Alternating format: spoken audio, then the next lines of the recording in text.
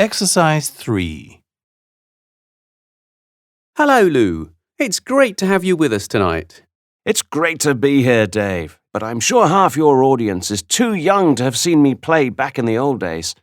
They're probably wondering, who's the old guy in the fabulous leather boots? I designed them myself, by the way. Did you really?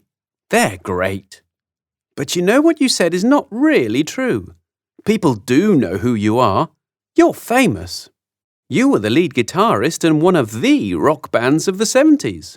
Thanks, Dave, but honestly, look around you. No one here was even born in the 70s, not even you. True, but as a teenager, I used to listen to Yell. You are my favourite band. I've got all your albums.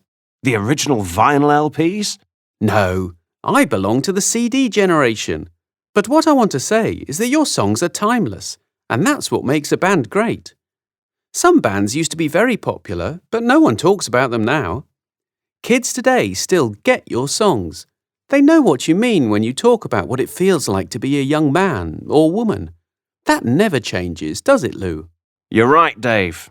The part where you feel confused about everything that's happening around you. On the one hand, you want to fit in, but on the other, you disapprove of most decisions made for you.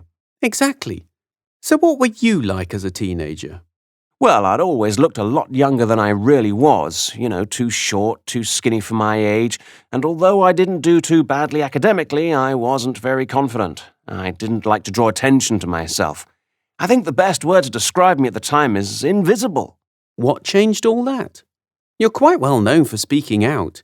You made that unforgettable advert against cruelty to animals back in the 90s. I was dressed as a rabbit, yes. Well, I guess what did it for me was when my best friend at school was bullied into saying that he damaged a teacher's car to cover for the students who'd really done it. As a result, he was made to leave the school. It was so unfair. I was furious. I thought, this has to stop. I'm going to show them. I'll go to the gym, get fit, and teach them a lesson for what they did to my friend. And did you do that? No.